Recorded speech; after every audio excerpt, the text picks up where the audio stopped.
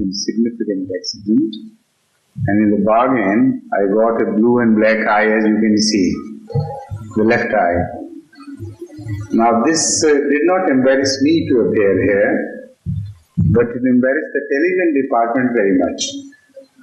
And they requested, and insistently so, that today they should not televise this thus, and we should make do with only the audio system. Because they thought I would look bad on television with this blue-black eye. But it doesn't make any difference at all. One should take things naturally.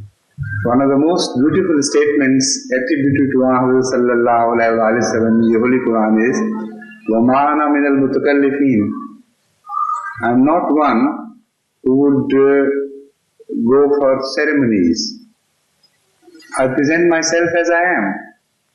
And in everyday routine activities of human life, one meets with these accidents and things. Sometimes one looks a bit more comely and sometimes a bit, out of shape. So it doesn't make any difference. The point is that with the grace of Allah, I am able to address you today like usual. Now, we were on the subject of Misaqul Nabiyyin, the verse which deals with the covenant which Allah made with the prophets, or made the prophets make with Him. Only one little point was left to be discussed before the time was over. I mentioned that the main theme of that misaq, that covenant, is that if somebody claims to be a prophet and he agrees entirely with the book, with the previous book and the previous message, and does not disagree with the fundamentals, and supports the previous prophets, and does not disagree with them or oppose them in any way, not only the prophets of his own line, but he agrees with the prophets of all the world. He has no animosity towards any prophet of Allah. So he is in one with the whole system of prophethood. Then you have no right to oppose him. Rather, it's obligatory on you to support such a claimant, and you see to it that you do it, otherwise I'll be watching you. And if you break this covenant with me, then you will be answerable to me for that. That sort of declaration is made. But what about those who make a false claim? And because they want to become a prophet or pose as prophet, so it leaves a very easy way for them to do that. They say, all right, we support the Holy Prophet of Islam and the Holy Quran in full, and the traditions, and we do not differ with any of the prophets earlier. So why don't you accept us as a prophet? How can one discriminate between such a false claimant and a rightful prophet? And as I told you earlier, this verse is complete on the subject. It deals with every little aspect and doesn't leave out the smallest thing of significance in this regard. Now, there, the meaning of musaddaqun, that is to fulfill, would come to rescue us from this predicament. The fact is that musaddaqo can mean, number one, the one who totally agrees with the previous teachings or the previous prophets. With one little exception, of course, which is made very clear in the Holy Quran, that those who agree in fundamental and complete a message, they should not be considered to disagree with the previous ones. But after the coming of Ahmad sallallahu alayhi wa sallam, so it was not right. That was a fact. He insisted. Despite the fact that previously some prophets had minor not disagreements, but minor additions or alterations made in the previous law, they were of the nature of completion of the law and making it more perfect comparatively. But they never disagreed in the fundamentals or opposed the previous prophets. That was so until the time of Ahmad sallallahu alaihi wasallam. When the founder of Islam came, he came with a complete message which was specifically declared to be complete in the Holy Quran. After that, not even a room was left for a prophet who would say, I agree with fundamentals, but to complete this message, I have to add a few things here or there, or take away a few things from here and from there. So after the advent of Hazrat Muhammad Mustafa sallallahu alaihi wasallam, there is no room for that completion either left. With the result that whoever makes a claim to prophethood has to totally and entirely agree with the book, that is the Holy Quran, and with the messenger of the book, that is the Muhammad Mustafa sallallahu alaihi wasallam, peace be upon him. So how shall we be able to make a difference between a righteous, right prophet and a wrong one? The one who makes a false claim. This was the issue discussed. The second meaning of Musaddiq comes to our help, as I mentioned earlier, because it means the one who is supported by the previous prophets. Musaddiq works both ways. It is translated, I have come to fulfill the previous teachings, fulfilling the sense that I have come to fulfill the prophecies made in the previous teachings, in the previous book. So Musaddiq works in this sense both ways. A prophet can be called a Musaddiq of the previous prophet if he agrees in fundamentals and does not oppose him. And he can also be called Musaddiq if he has been mentioned in the earlier scriptures and he comes to fulfill those prophecies. Musaddiq means the one who fulfills. So the same word, further explained, makes the complete picture. Without this, the picture is not complete. So if anyone claims to be a prophet, provided he has an agreement with the previous prophets and does not disagree in fundamentals, and provided that he has been mentioned in the scriptures and he can prove from the scriptures that he has come to fulfill those prophecies which were made about the future prophet.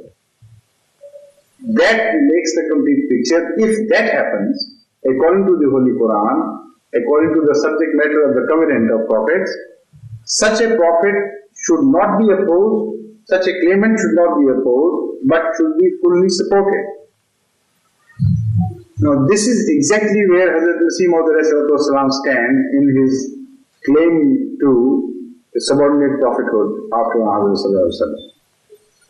He completely, entirely agrees with the Holy Quran and supports the entire teachings of the Holy Quran. He fully, entirely agrees with the sayings of Hazrat Muhammad Mustafa, peace be upon him, the founder of Islam, and also his practices. He claims that he has not come to add a jot to the teachings of Islam. He has not come to remove a single jot from the teachings of Islam. It's a complete message.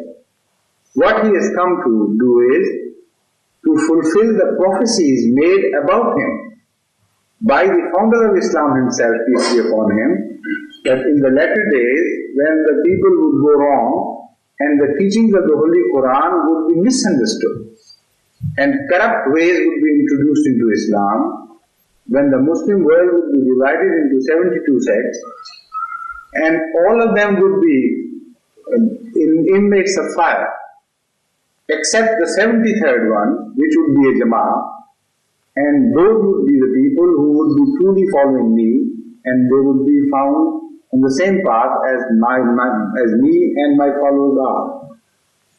This is the complete message of Hazrat Masih Maud the founder of Ahmadiyya Community, and this is in total agreement with the covenant of prophets as understood now in further detail.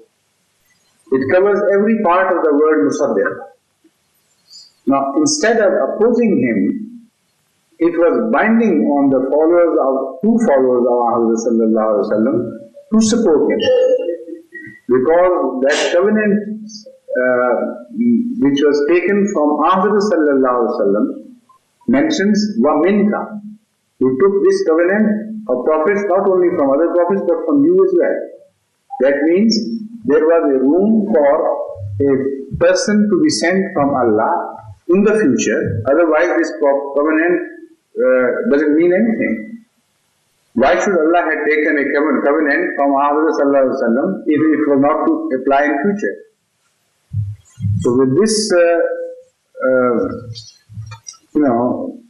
remaining commentary on the covenant, now I turn to the main subject again. Now we had reached the point where we were discussing various aspects of the nature of Allah's favors as mentioned in Surah Fatiha's verse An'amta alayhim, Siratal lazina An'amta alayhim. Who are the people whom Allah has chosen for His favors? Who are the very best among them? That is the prophets, and who are the next and the next and the next in order and so on. Now it would make a very lengthy discussion if I start expounding on all the features of the favored ones, starting from prophethood down to the Salihiyya. If time permits, later on I will take up that subject. But temporarily, I want to solve one little problem which faces every reader of Surah Fatiha. That Surah Fatiha teaches us the prayer that, O God, show us the path of the righteous ones, whom we have chosen for your favors. So why should that path also permit those to tread the same path who have fallen in the wrath of Allah? Why immediately we should also be taught that not the path of those upon whom wrath has fallen, nor the path of those who have gone astray. At the same time you say a right path, at the same time you say the right path on which the favored ones tread. And at the same time, in the next breath, you are taught the prayer, not the path. Why shouldn't Allah understand what you are talking about? If you are talking about the one and the only path, the path of the favored ones, why do you remove this possible misunderstanding from your prayer by adding and further clarifying that, oh Allah, don't misunderstand us please. What we mean to say is the right path, not the wrong path. No, this is absurd. Allah is all-knowing and Allah understands what He is talking, what He Himself is teaching you. That would be tantamount to something like a joke, in Punjabi, where it is said that a Mirasi, a tribe or a caste among the Punjabi various caste system in the caste system of the Punjab is called Mirasi, and they are famous or notorious, which we look at it, for their cracking jokes. And when they are in the mood of cracking jokes, they don't discriminate about whom they are cracking jokes. The child would crack joke against his father, and the father would crack jokes against his God if he can.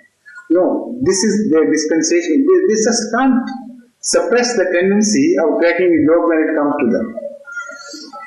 So it is said about Mirasi that while he was making a journey, a long, tedious journey, he was very tired. On the way he prayed to Allah that, oh Allah, give me a horse. So after a while he heard the approach of a horseman. Somebody was approaching on a mare, and he thought his prayer was about to be fulfilled. Now there at the point when the horseman, when he approached him, it was a mare which was pregnant and it was time for her to deliver the child. So the mare delivered the child, the foal, And because it was too young to walk along, so he was a local lord, so he asked this Marathi to carry this foal on his shoulders to the destination. According to the joke, this Marathi turned to God and told, "Oh God, since eternity you have been ruling the world as Lord of Allah, and you do not understand my prayer. What is this? I asked a horse underneath me, not above me. And you have fulfilled this prayer in a completely different way from what I was expecting. So this would be tantamount to the same thing." The one who seeks the prayer would say, "Oh Lord, you are asking for the right path. And why should there be any confusion about the right path being confused with the wrong path? Why should we be made to make it very clear to you, oh God, the right path and not the wrong path?" That has to be understood very clearly. There is a message in that.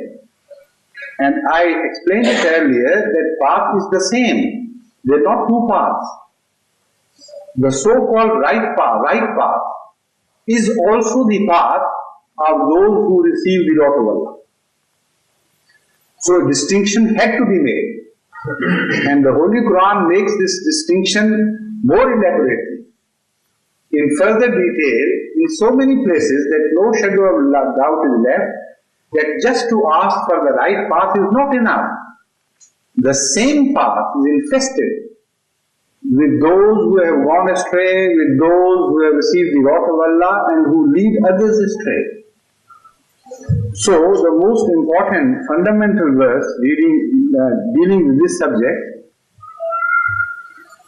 is this which I have chosen for you today. When Allah declared Satan to be the one who has been rejected, Satan prayed to Allah according to the Holy Quran, "Anzirni ila yawmi yub'athun." Qala innaka minal munzareen. That, "Oh my Lord, give me respite till the doomsday." And Allah told him, "Your prayer is granted." Now, what was this respite sought for? What path to tread? Look at the Satan, how clever he is. He chooses the right path on which people walk to Allah. He says, "Permit me to sit on that right path. I want to occupy the same path, which will be later on, trodden by those who walk to you." So, قَالَ فَبِمَا أَغْوَيْتَنِي لَأَقْعُدَنَّ لَهُمْ صِرَاطَكَ الْمُسْتَقِيمَ ثُمَّ لَآتِيَنَّهُمْ مِنْ بَيْنِ أَيْدِيهِمْ وَمِنْ خَلْفِهِمْ وَعَنْ أَيْمَانِهِمْ وَعَنْ شَمَائِلِهِمْ وَلَا تَجِدُ أَكْثَرَهُمْ شَاكِرِينَ.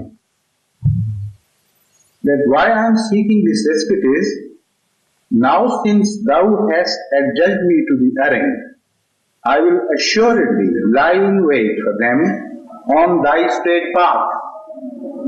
Sirat al-Lazina an'amta alayhim. So it's no longer the straight path of only the righteous ones. It becomes also the straight path of the wrongdoers, and wrongdoers are the worst type, who consciously, intentionally mislead others and lie in wait for them in ambush, so that suddenly they are caught unaware and led astray, but remaining on the same straight path. So in the name of religion, you will find so many roads, each being labeled to be the straight path to Allah. Each covered by the same straight path. No other paths are carved but within that straight path. And each one is labeled the road to Allah. And it will be so confusing, the whole issue will be made so confusing, the people who walk that path will not be easily to be able to distinguish between the right and the wrong, because the Satan adds further, "Then will I surely come upon them from before them, and from behind them, and from their right, and from their left. and thou wilt not find most of them to be grateful. قَالَ اخْرُجْ مِنْهَا مَذْمُومًا مَدْحُورًا لَمَنْ تَبِعَكَ مِنْهُمْ لَأَمْلَأَنَّ جَهَنَّمَ مِنْكُمْ أَجْمَعِينَ. God said, get out hence, despised and banished. Whosoever of them shall follow thee, I will surely fill hell with you all. And later on, the other verses tell us that the majority of those who would follow the right path to Allah, the straight road to Allah, would be overwhelmed and conquered by the Satan. So, there will be very few people treading the path who would ultimately reach the destination without any injury to their faith, without being destroyed and annihilated spiritually. So immediately, when Allah teaches us the prayer to be led to the straight path, these dangers are also, we are also informed of these dangers and told to make the prayer complete by praying to Allah that although we have asked for being led to the right path, but please we know from you that this right path is also trodden by the Satan and by the wrongdoers of all sorts. So keep us on the right path of those who are led to you or who has been favored by you. That is the prophets, the Siddiqeen, the righteous ones, Shuhada, the martyrs, and Salihin, those who do good deeds. Now because the same path is infested by the wrongdoers and the Satans and so on and so forth, let's now again reconstruct the picture of the Prophet's coming. How does Satan fulfill his promise against the promise of Allah? And how does Satan fulfill his promise to break the covenant of prophets? This is the sad story which is being revealed and unfolded by the Holy Quran in detail, to which I want to draw your attention.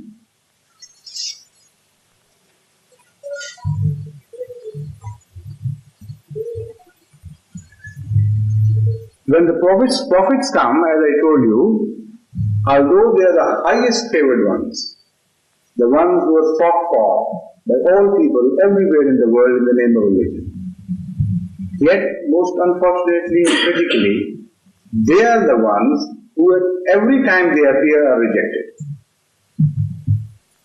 without exception. So what a tragic story it is. Those who are most sought for, who are highly revered, in whose name mass murders are committed, people are burnt alive to save their honor, so-called honor, for whose sake or in whose name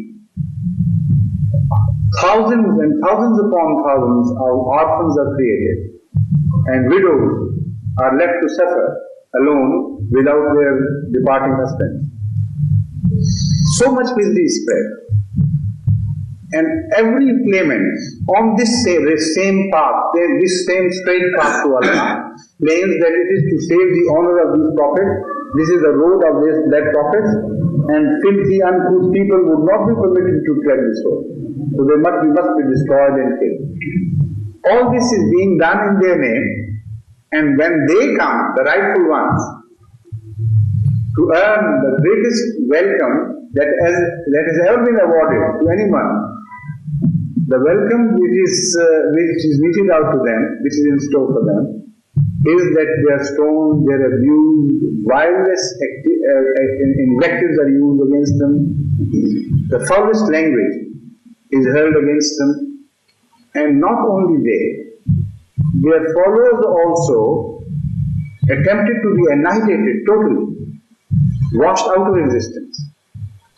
And such cruelties are committed against them that of all the stories that has ever been created by history of man, the saddest stories are to be found in the history of religion, particularly in the early parts of prophethood. when the prophets first come. So the road starts not from the low upwards. This is also a very interesting feature to be understood of this straight path. The people who tread this path are not created in tiers. First, the lowest part is created, then the second highest, then the third highest, then the fourth highest. It is exactly the opposite way, the other way around. When the Prophet appears on this straight path, this time coming from Allah and walking towards mankind, he is all alone by himself. No one from among the human beings supports him. And the entire humanity to whom he addresses is turned against him. So in the same process, Siddiqeen are created, are given birth by these prophets. Those who first come forward to help him. Those who first support him, raise the voice in his favor out of the maddening crowd all around, opposing him in every possible way. Voices are heard, lone voices to begin with, of Abu Bakr, of Ali, of other people, who claim that he is right. So do whatever you may please to us, we are going to support him. So the Siddiqeen are created, and also the martyrs, because the same threat is extended to the followers, early followers, and martyrs are created on the same path. And then is given birth to the larger number of people who are Salihin, who support all right, but they have not been favored by Allah for special sacrifices. Allah knows their inherent weaknesses, the load they can carry, the load they cannot carry.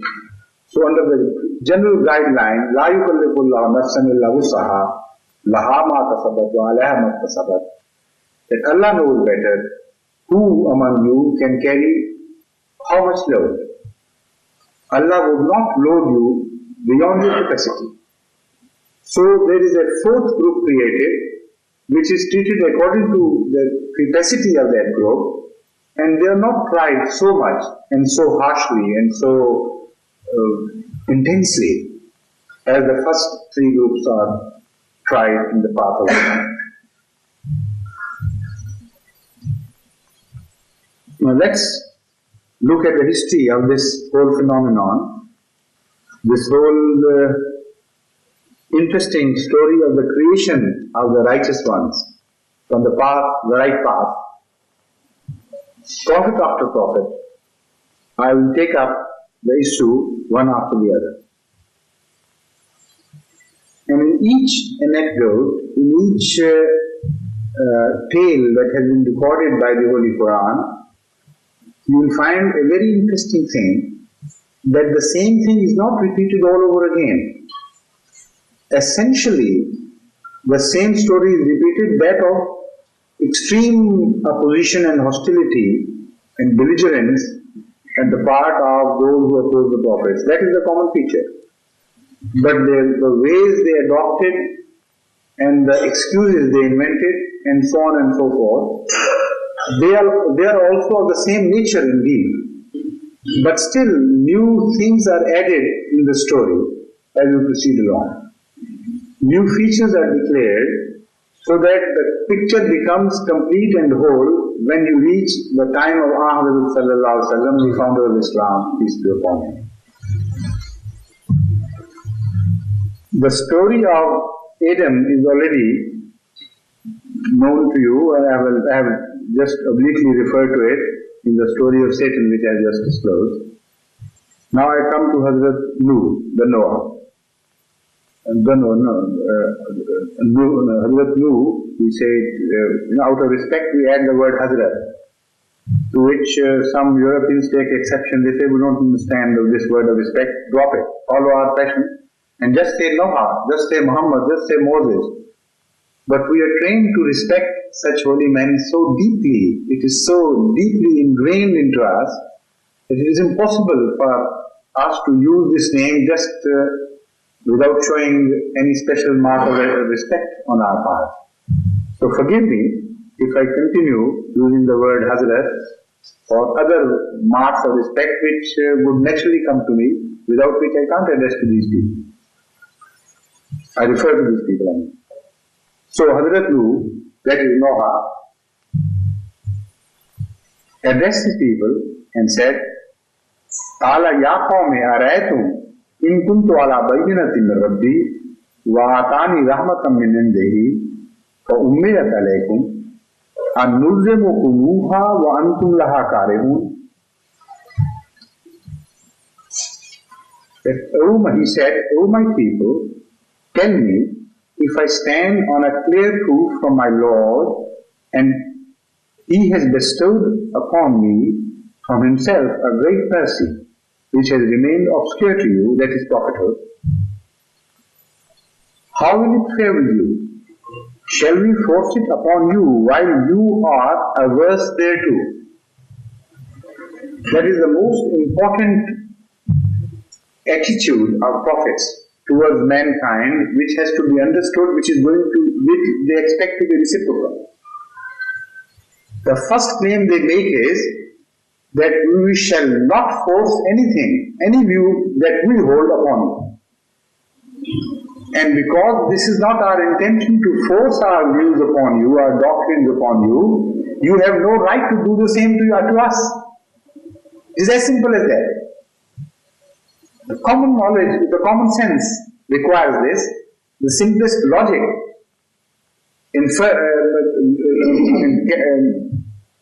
draws this conclusion that if somebody has come up with a new message, with a new teaching, and he does not acquire use of force in any way to spread that message, the people whom he is addressing has no right whatsoever, no justifiable right to oppose him with force, because the force is not at all the issue involved. It is not used in the first place. So this is the most beautiful verse regarding the first message of Prophet you come across in the Holy Quran. Those who abandon this message cannot belong to those who belong to the right path of the favored ones. The right path of those who have earned the wrath of Allah, okay, but not the right path of the favored ones, because the right path of favored ones is determined by the Holy Quran, not by anybody's sweet wish. And the most important first message we receive is this, that prophets declare this as rules of debate, as the rule of, let's say, the struggle. The first fundamental rule we must acquiesce to, we must agree to, is that no force will be used. We will use no force and you will no right to use force.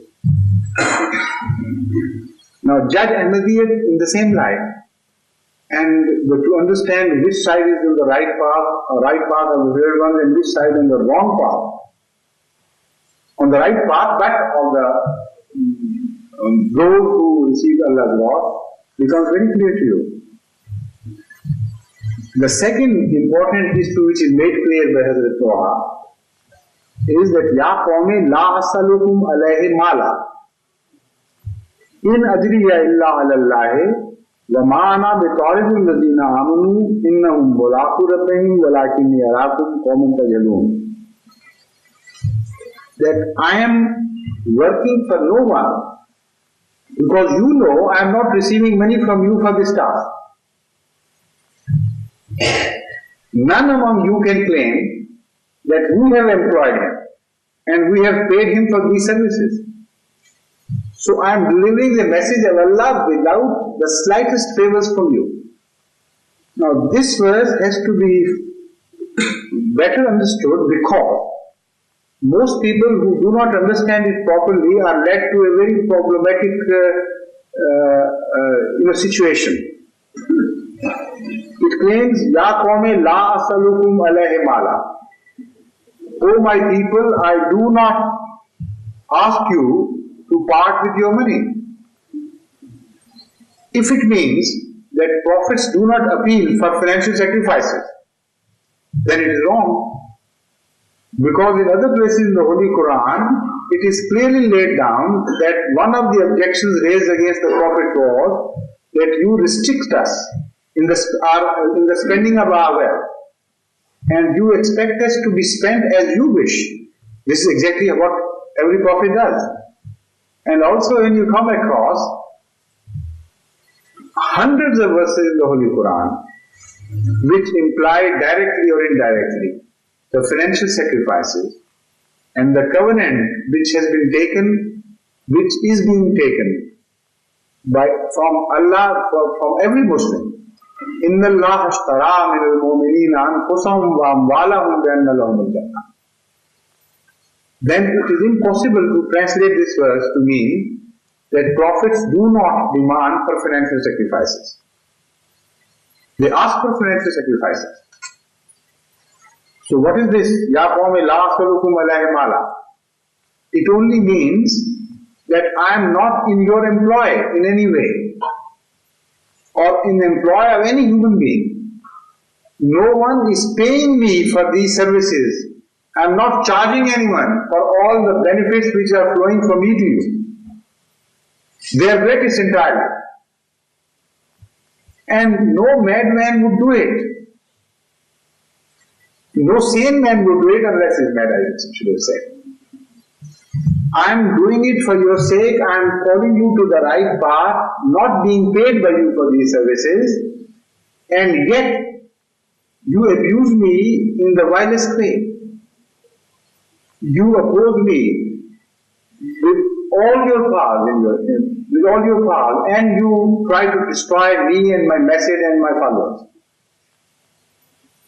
Am I mad to do this without any financial gains, without any personal gains, personal ends to meet? That is the second logic which is presented to them, and the second rule of the game of this fight. The third is mentioned, وَلَا أَقُولُ لَكُمْ إِنْدِي خَزَائِنُ اللَّهِ وَلَا عَالَمُ الْغَيْبَ. And I have not come to buy your faith either. That is also part out of, rules and regulations of the game. I have not been employed by you or anyone among you, nor I am going to spend money on you for buying your faith, for the sake of my faith. Not a single penny will be given from me to you to change your faith. No force will be used. So these three fundamental features are made clear in the first debate held between Hazrat Nuh, that is Noah, and his people. And they are very important features because they are universal. They apply to every prophet, every right prophet, I mean, who is the rightful claimant to prophethood. And they have become touchstones of his truth. They can be employed even today between the debate of Ahmadiyyat and non-Ahmadiyyat, between Ahmadis and non-Ahmadis, on the issue of Hazrat Masih Maud's subordinate prophethood. And you will be surprised that this declaration has not aged with the passage of time. It is as fresh today as it was at the time of Hazrat Noah.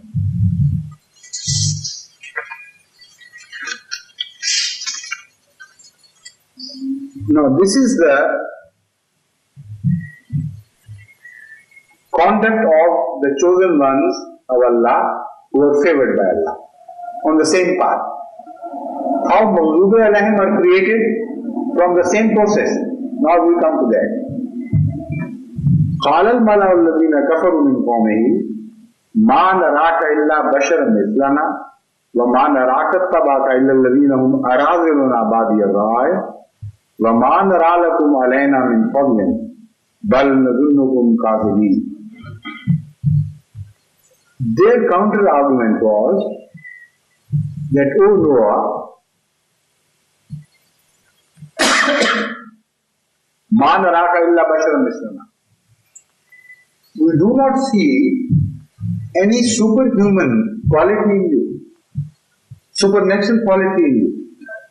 You are just like an ordinary human being. Now this refers to the same issue which I have made clear earlier in my dars, that a sort of concept of Khatm Nubuwwat has been created eternally by all those forces who oppose the phenomenon of prophethood, the institution of prophethood. They do it by various ways and means, sometimes covertly and sometimes overtly. And this is one of the ways how they stop coming of prophets or build excuses to reject prophets. After the death of every prophet, they begin to spin myths around the figure of the past prophet, which tend to push his status beyond human beings and raise it to a higher platform. They attribute certain qualities which are only possessed by Allah. And they say, unless we see these qualities in the prophet who is to come, we'll reject him, because we believe the earlier prophet did possess these qualities.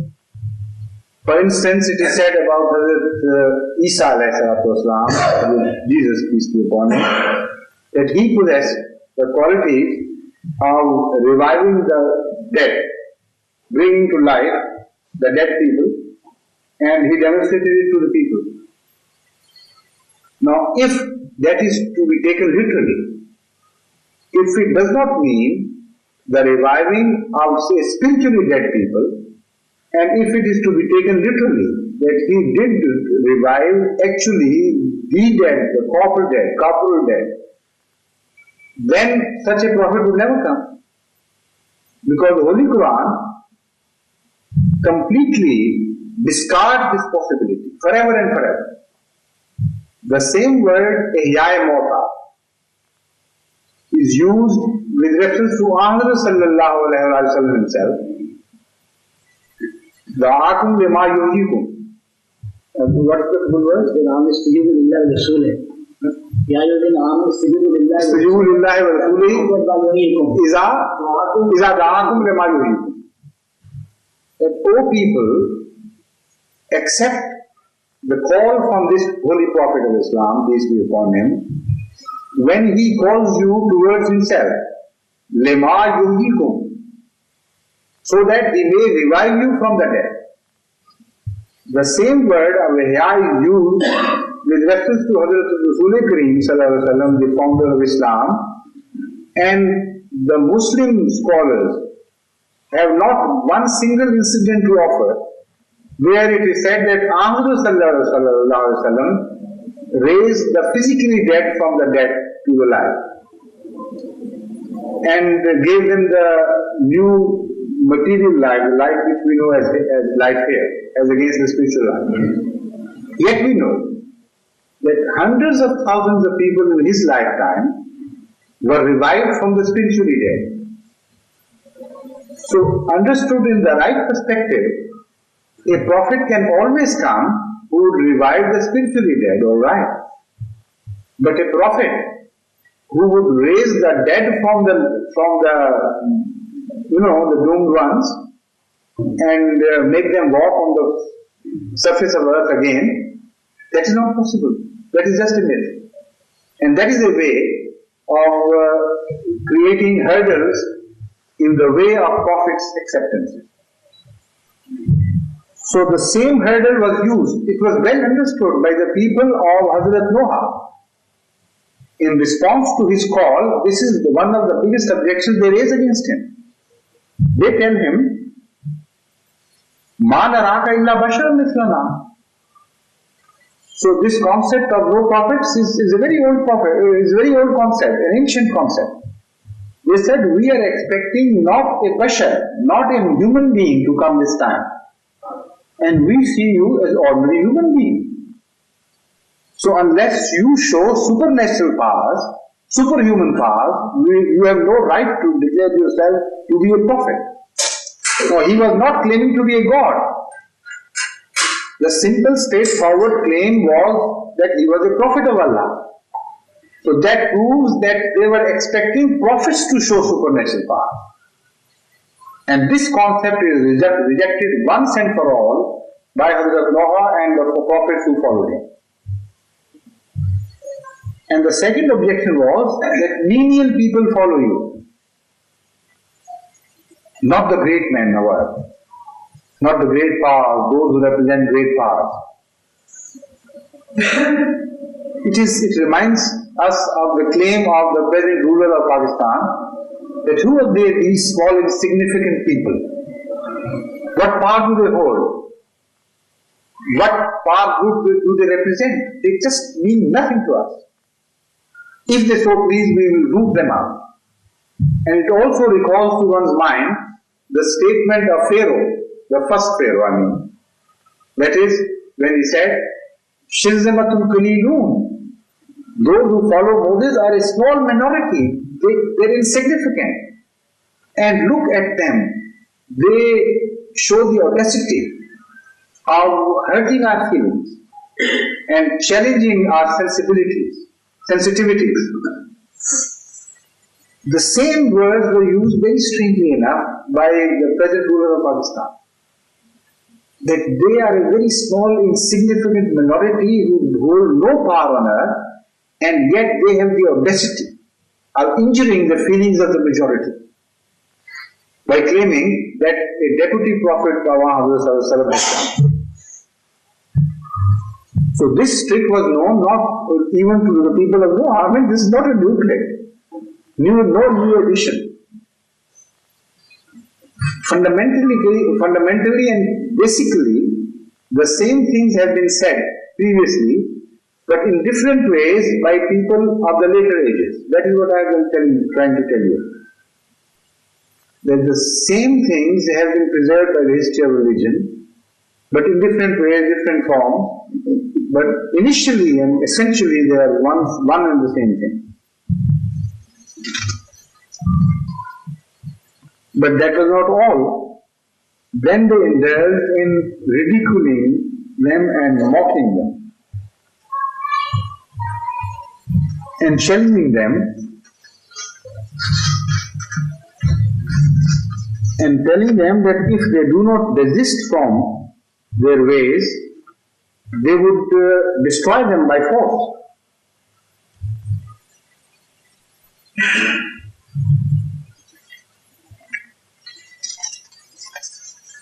Now, where is that verse which deals with the subject regarding Noah? Adeli, you forgot to hand it over to me, did you?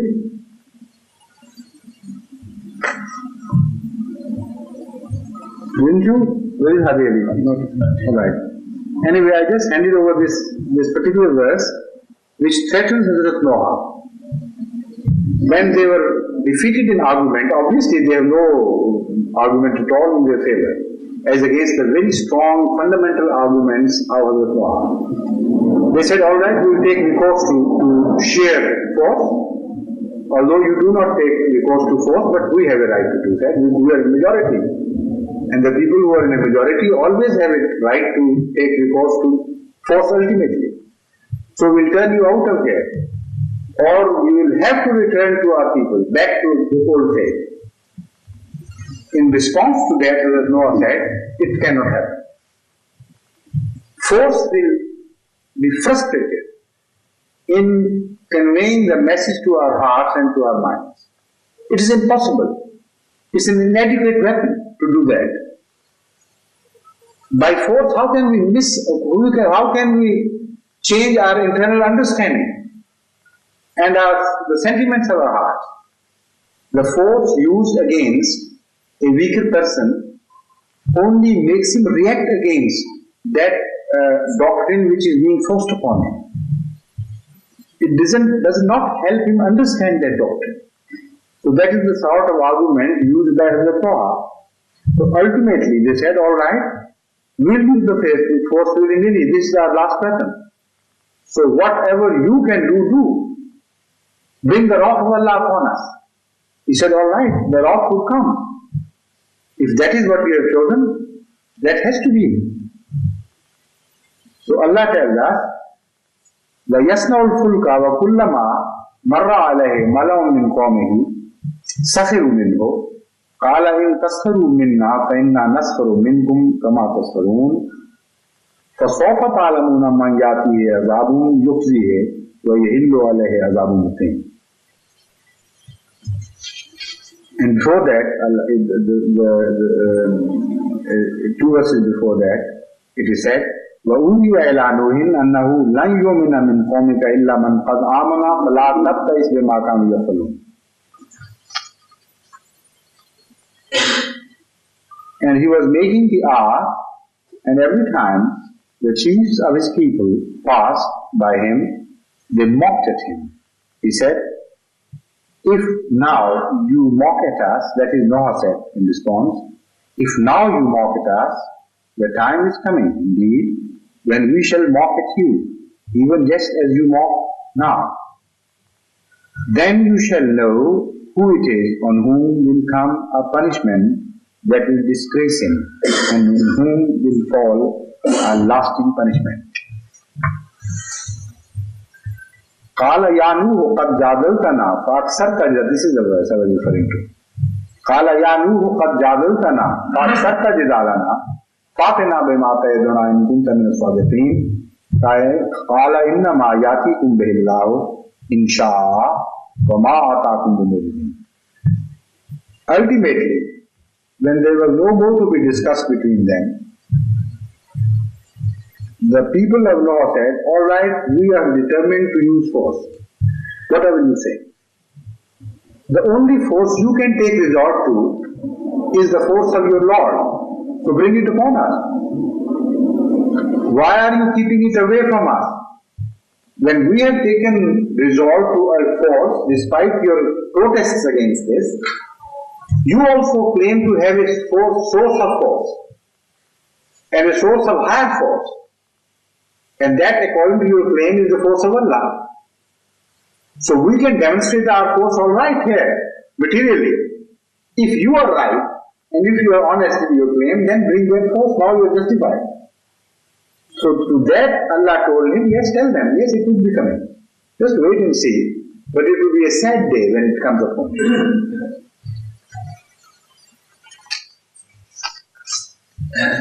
Hope you are not watching your watch. Huh? Yes, good. Then comes in the Holy Quran the story of Hazrat Abraham.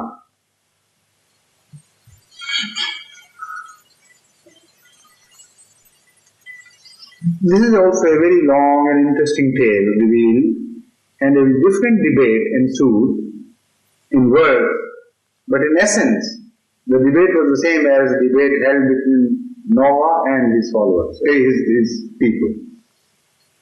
فَأَقْبَلُوا إِلَيْهِ يَزِفُّونَ قَالَ أَتَعْبُدُونَ مَا تَنْحِتُونَ وَاللَّهُ خَلَقَكُمْ وَمَا تَعْمَلُونَ قَالُوا ابْنُوا لَهُ بُنْيَانًا فَأَلْقُوهُ فِي الْجَحِيمِ فَأَرَادُوا بِهِ كَيْدًا فَجَعَلْنَاهُمُ الْأَسْفَلِينَ وَقَالَ إِنِّي ذَاهِبٌ إِلَى رَبِّي سَيَهْدِينِ. Thereupon, the people came towards him hastening. He said, do you worship that which you yourselves carve out? Whereas Allah has created you and also your handiwork. In response to this argument put forward by Abraham, his people said, build for him a structure and cast him into the fire. Now, a different threat apparently from the threat posed to Noah. But as I said, essentially the same. And the basic argument is also the same. It has a logic in it. Like the logic in the argument of those who said, we have used force, now you have a right to bring force. Your force lies with Allah. So the same sort of inherent argument is found in this response of his people. Abraham used to threaten them with fire of hell. He said, if you do not listen to me, if you go on behaving as you do, violating the laws of Allah and rebelling against Him, then ultimately hell is your abode. So they were right in a way, of course. They said, all right, you say you have got a sort of hell in wait for us, but we have a hell presently for you. Not in wait, not a promise of hell to be fulfilled in future, but a hell which can be proved, which can be brought here upon you. The very physical hell which we have power to create. So he said, all right, your logic is accepted, your message is accepted. This is the last resort. Arguments have failed. Force will have to be used. So you bring your force of hell if you can upon us, and we will create our hell which we can create for you here on this earth. So they said, build a fire for him and shove him into that fire. This is the answer to his claims. We frustrated their efforts. They failed to burn Abraham alive in that fire they had built for him. And we made him escape their wrath and their fury. وَقَالَ إِنِّي ذَاهِبٌ إِلَىٰ رَبِّي سَيَهْدِينِ. All right, now you keep on burning your fires. Allah had made me escape your wrath, and now I am leaving you for another people who will listen to me, who will respond to me. And that is the phenomena of hijrah. That is the phenomena of leaving one's own hometown and home place of one's birth for new lands is concerned. This is the initiation, this is the start of that migration of prophets.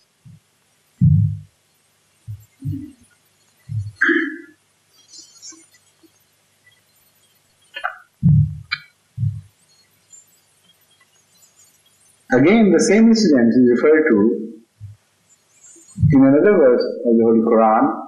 Where Allah tells us, قَالُوا حَرِّقُوهُ وَانْصُرُوا آلِهَتَكُمْ إِن كُنتُمْ فَاعِلِينَ. Burn him alive.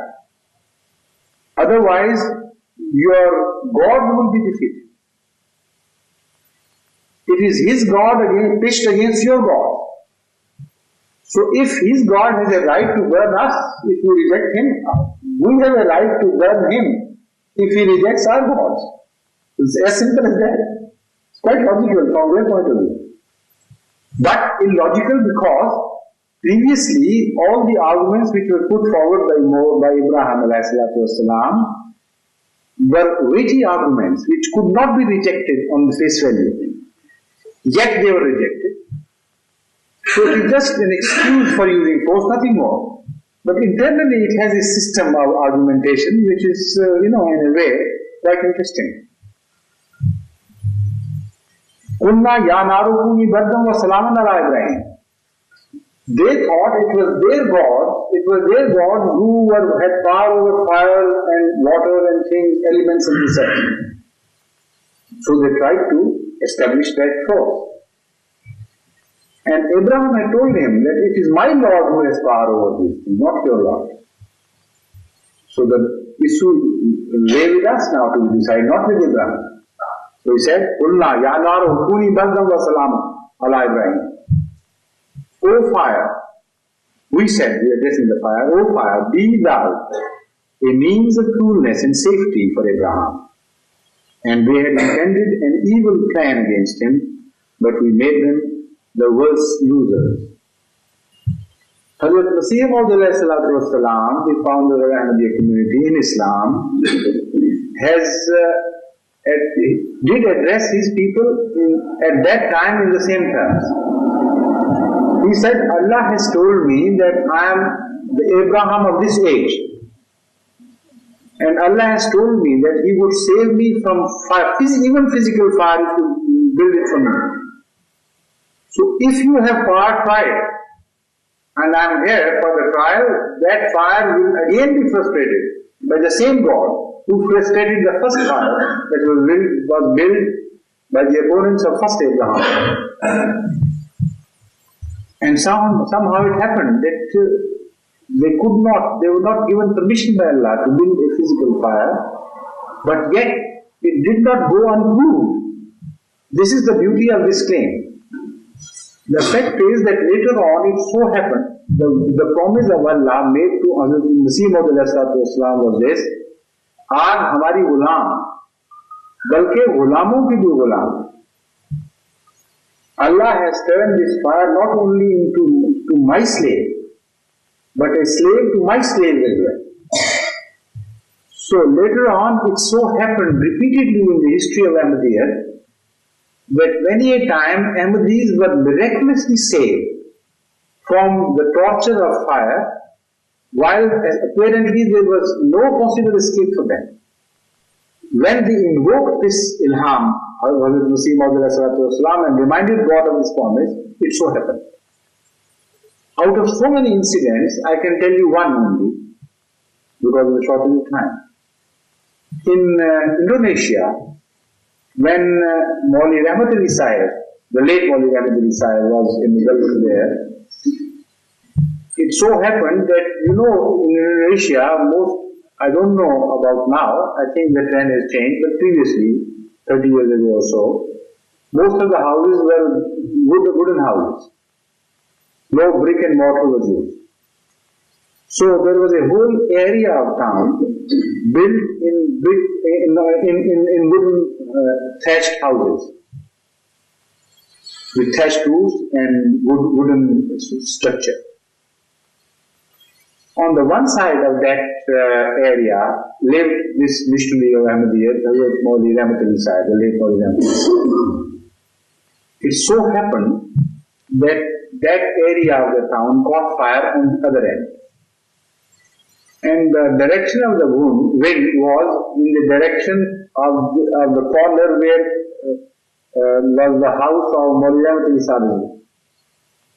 You know, the wind was blowing in the direction of the house of Maulvi Rahmat Ali Sahib. So the whole area got burned, and the flames leapt high and wide, and they travelled very fast because the wind was extremely fast. And they were almost about to reach his house, and a strange drama was being enacted there. One of the strangest dramas of the modern times.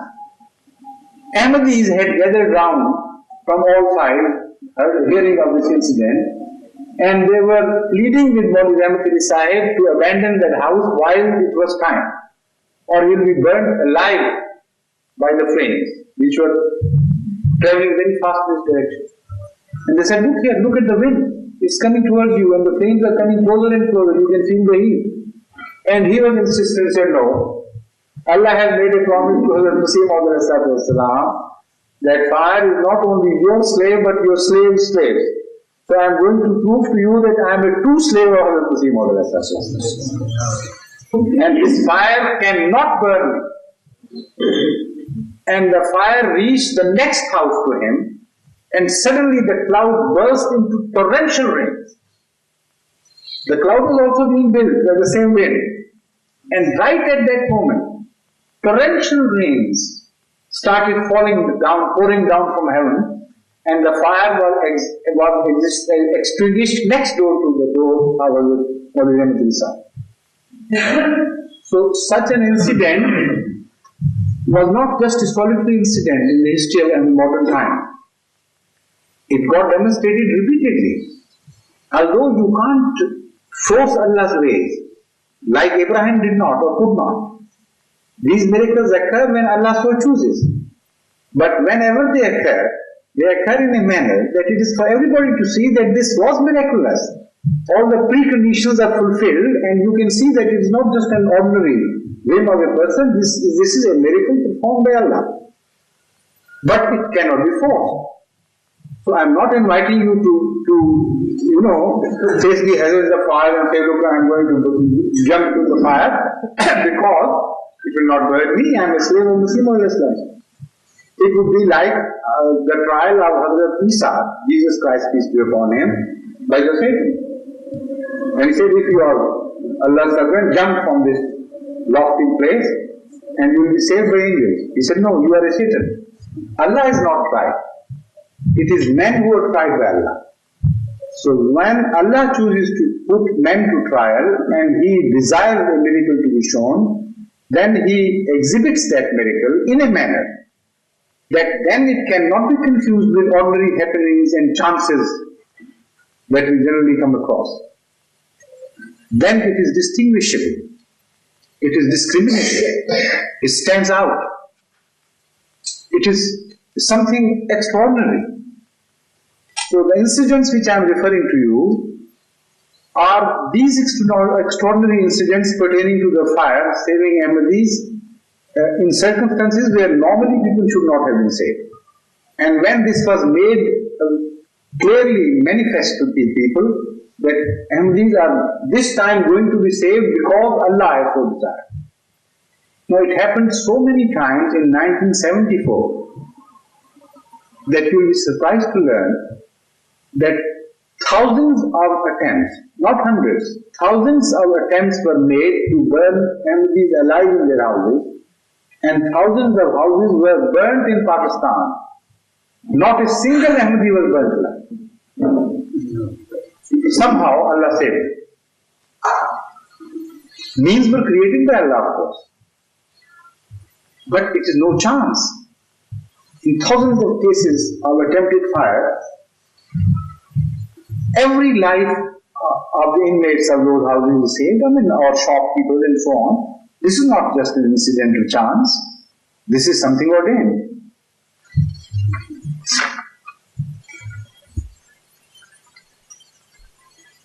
Then we come to the story of Lot. That is also very close at heels of the story of Abraham, peace be upon him. That's all right. When you do this, I get worried about time. All right. We'll finish the story of Lot, inshallah. وَلُوطًا إِذْ قَالَ لِقَوْمِهِ أَتَأْتُونَ الْفَاحِشَةَ مَا سَبَقَكُم بِهَا مِنْ أَحَدٍ مِنَ الْعَالَمِينَ إنكم لتأتون الرجال شهوة من دون النساء بل أنتم قوم مسرفون وما كان جواب قومه إلا أن قالوا أخرجوهم من قريتكم إنهم أناس يتطهرون فأنجيناه وأهله إلا امرأته كانت من الغابرين وأمطرنا عليهم مطرا فانظر كيف كان عاقبة المجرمين. And we sent Lot when he said to his people, do you commit an abomination such as no one in the world ever did before you? You approach men with lust. You approach men with lust instead of women. Nay, you are a people who exceed all bounds. And the only answer of his people was that they said, turn them out of your town, for they are men who take pride in their purity. And we saved him and his family, except his wife. She was of those who stayed behind. And we rained upon them a rain. And we rained upon them a rain. That is, a rain of wrath of Allah, which manifested in itself in some sort of punishment. Now see what was the end of the sinners. Now the story of Lot tells us again the same process of the creation of those who receive the wrath of Allah upon the path of the righteous ones. A righteous one appears on the path of the favored ones, and from the same road, from the same journey, are created those people who receive the wrath of Allah. Well, they stood a chance of being led to God. In fact, they were offered a chance as no one before them had been offered in the known history of their time. They were facing the time of a prophet, seeing eye to eye to a prophet, listening directly to him, casting their eyes, their filthy sights, unfortunately, on the blessed faces of the prophets, and receiving directly their message pure and simple in its intrinsic purity. So, if they were chosen for that favor, you can imagine how fortunate they would be counted by the posterity, who were given a chance, who accepted the chance, and got counted among the Siddiqeen, Shuhada, and Salihin. But on the same path, we see people created who are Maghdub alayhim, who receive the wrath of Allah instead, and who are ultimately, unfortunately for them, are destroyed, and sometimes totally annihilated from the face of earth. Now, before proceeding further, and I don't think we have time for giving you further illustrations from the history of the Holy Quran, let me remind you of one very interesting deviation is the style of the Holy Quran in the last verses. In the first, when Allah teaches us the prayer, Ihdina as-sirata al-mustaqim, He teaches us the prayer in the direct form, Siratal Lazina An'amta alayhim, the path of those on whom you have bestowed your favor. Allah has bestowed His favors. When the path of those, the same path of course, in different ways, discussed, who receive the wrath, then Allah is not referred to at all. This is the most interesting thing. It says, Ghairil Maghdube alayhim, not the path of those who incurred disfavor or wrath, of whom is not mentioned. Why not? There is a special beauty of style adopted by the Holy Quran, not only here but in some other places. When good is referred to, essentially, initially, it is referred to Allah. And when bad is referred to, it is referred to the people. Because initially people are themselves responsible for the unfortunate fate which is carved out for them later on by Allah. The fate is carved and created by Allah, but it is done so because initially the people have earned this. So, not only here, but in so many other places of the Holy Quran, this phenomena is described in detail, for which I can quote many verses, where Allah gives us the philosophy and tells us that although everything belongs to Allah, although Allah is the ultimate perpetrator of everything which we observe in this earth, yet it is not arbitrarily that Allah does so. As far as the goodness is concerned, it always flows from Allah. Despite the fact that sometimes, and not only sometimes, most often you do not deserve it. Initially He is Rahman, and this is what Surah Fatiha has told us. A God which shows beneficence to us without our asking for it. Before even we are born, before even we were created. He has created things for us which we would require in the remote future. So that is Rahman. So every good flows from Him. And every good is turned into an evil by human beings. So the wrath is not referred to Allah in this verse to remind you of this basic principle. And also the reason why this style is adopted is because, as elsewhere in the Holy Quran it is made clear, such people who earn the wrath of Allah do not only earn the wrath of Allah, but ultimately earn the wrath of people themselves and the wrath of the whole universe. The whole universe of Allah, created by Allah, turns against them. Every effort they make is frustrated. Every labor they produce is not productive. And ultimately it kicks back against them. This is a sure sign of those people who have gone astray, remaining on the path of righteousness, apparently.